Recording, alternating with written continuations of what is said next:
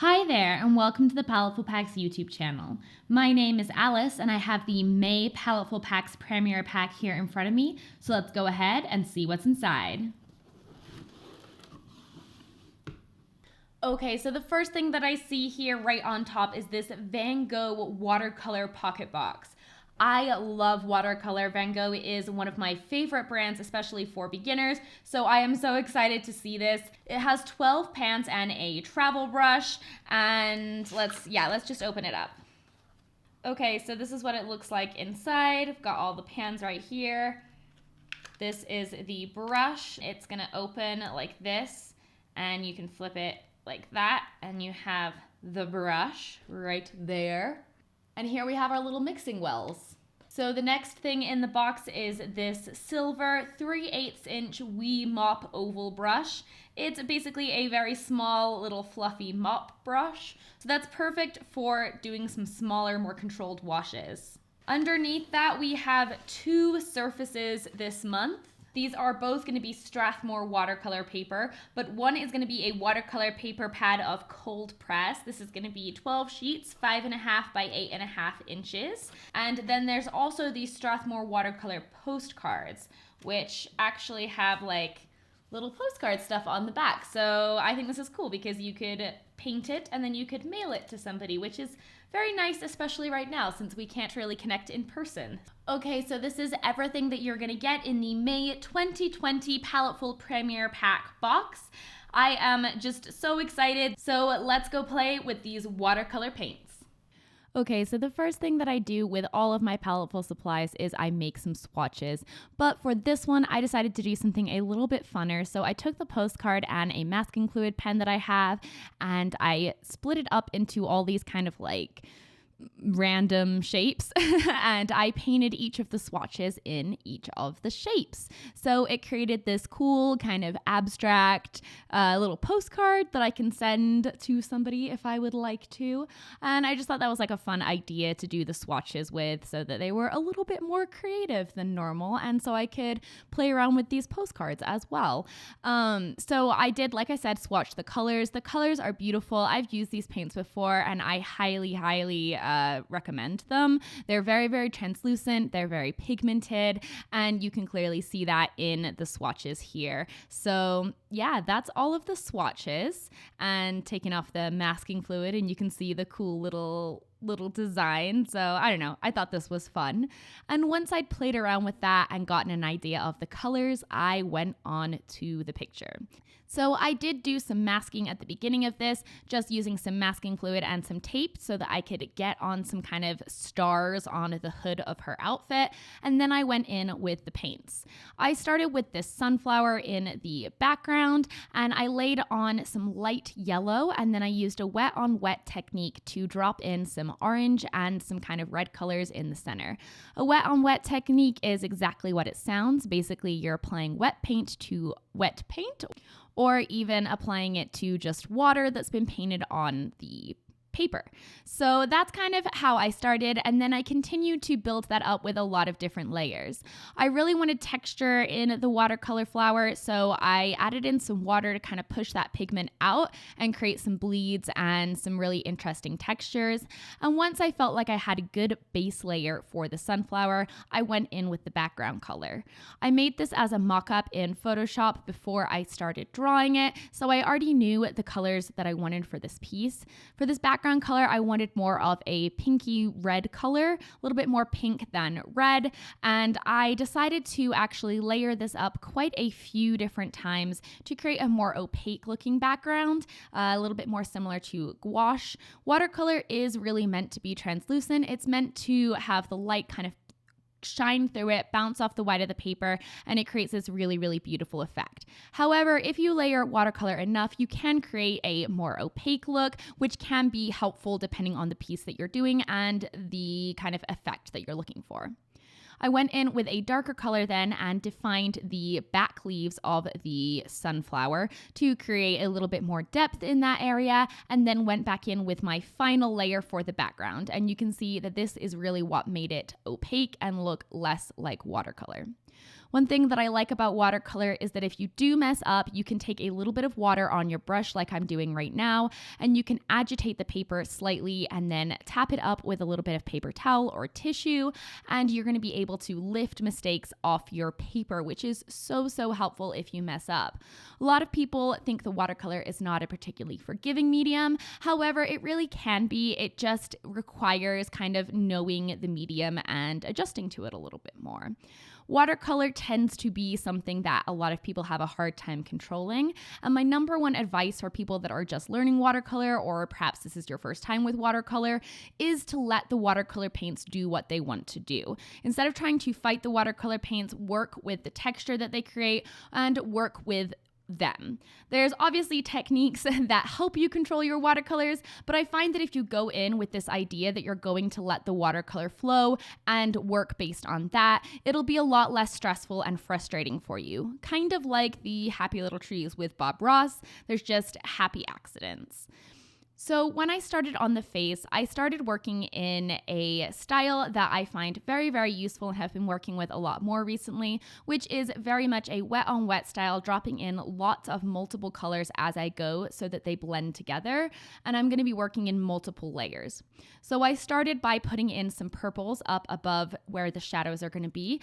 And then I dropped in various colors of some yellow, some pinks, some reds, and some more peach tones. And I used those to create variance in the skin tone. If you look at skin is so many different colors. It is not just this one peach tone or brown tone, depending on the skin tone that you're painting.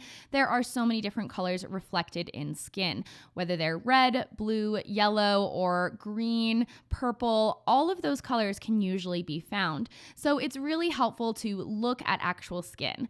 One thing that I find does help bring out the colors so that you can see them more clearly is to increase the saturation of your reference image on your, iPad or whatever, and you're going to be able to see more clearly where those color distinctions are.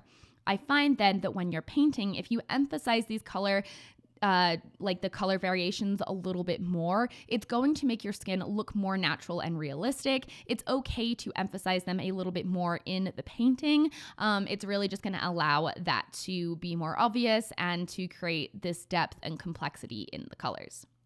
So as you can see, I am continuing to layer up once that first layer dried, but I'm using a very similar technique. Whenever I lay down color, I usually drop in some other colors into it to kind of help create some variance. And that's going to be more important, obviously, in the larger areas of color versus the smaller areas. Then I'm using some lighter washes of color, so these colors have more water in them versus less, and I'm going over and using that to blend some of those layers that I put in. I add in the neck and again, continue with the face. It's very helpful to just continue to build things up in watercolor, but if you're getting frustrated or stressed out about something, then take a little bit of a break from it and work on a different part of the piece and come back later. One thing that I do enjoy in watercolor that I mentioned before, you can lift things off. So this is useful for correcting mistakes, but it's also useful for adding highlights. Some papers and some paints are going to lift better than others. These paints on this specific paper lift very well. If paints lift, then there are advantages and disadvantages. If you work in a lot of layers, you do need to be careful how much water you're applying and how long you're leaving it on there when you're applying the second layer, because you can experience issues where the first or second layers lift up when you apply another layer on top of them and you get a lighter color when you're actually wanting a darker color. However, lifting can be super helpful when you want to add in a lot of subtle highlights and lift areas so they're just a little bit lighter. I use this technique a lot on the face because there's so many different subtle planes of the face, and it really helps me to go back in and define some of those planes without making the face darker or more muddy than it is supposed to be. When I am working on the lips, I did the same thing where I put in the red tone and then I dropped in a little bit of orange for some color definition. And then I went over and lifted right on that left side where the highlight is. And you can see how much I'm actually able to lift to the color of the paper. And it just kind of tints it that light pink, which creates more of a natural look. I'm throwing in the hair now. Again, the same thing. I put that color on and then I'm able to use other paints and water to create complexity. Watercolor paint is comprised of a pigment or a dye that is then suspended in a liquid, and then binder is added, usually gum arabic or a few others, and the binder is what's going to make the watercolor stick together and stick to your paper. Honey is also sometimes used as a binder. So because of this, when you add more water to watercolor, what it's going to do is it's going to push that pigment away from the water. So where the water goes, the paint will go, and where the more water is, obviously the paint's going to be more diluted. So if you have paint and then you put a little bit of like a drop of water in the center of it, it's going to push that pigment out and create more of a light spot in the center. So this is a really important principle to remember when you are working on your watercolor paints, because you are always going to know that where you apply the water is going to be the lightest part. This is important to remember when blending, especially when you're blending your darker colors. If you have a dark color and you just apply a bunch of water right where it's supposed to be darkest, it is definitely not going to give the effect that you want, and you're going to get a little frustrated. So for the hood, I wanted this hood to be basically a galaxy, a night sky. So I filled the shape of the hood with just water, and then I'm using, again, a wet on wet technique to drop in all of these different colors of the galaxy.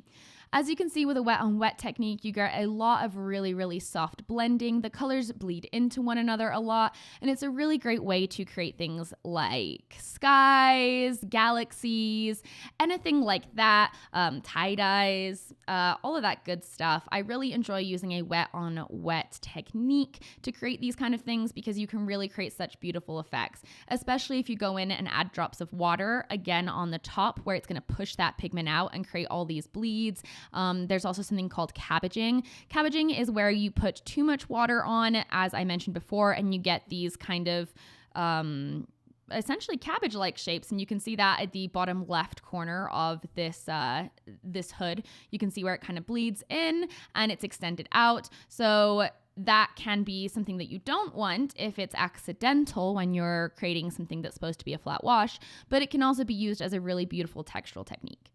One of the things that I personally love about watercolor is the texture that it can create. So that's why I have such a big emphasis on creating texture, especially in this video. With watercolor, I did mention that you can lift. However, it is important to try to work from light to dark when you can. I will put like dark watercolor on, and then I'll like blend light colors into it, but it is, watercolor is translucent, it's see-through. So if you add a light color on top of a dark color, it's not going to be as effective. Like I said, you can lift, but that's not really going to work the way that an acrylic or an oil would work. So you definitely want to remember to work from light to dark and continue to add more and more darks as you go. If you add too many darks early, you may not get the depth that you want, but you also may have issues with lifting if you want to add some glazes over the top to try to change the colors a little bit or transition things. I used the brush, which was super, super fine tipped, which was very, very helpful to add in some line work, very, very subtle. And that kind of is where the piece ended once I took off the masking fluid to show the stars off.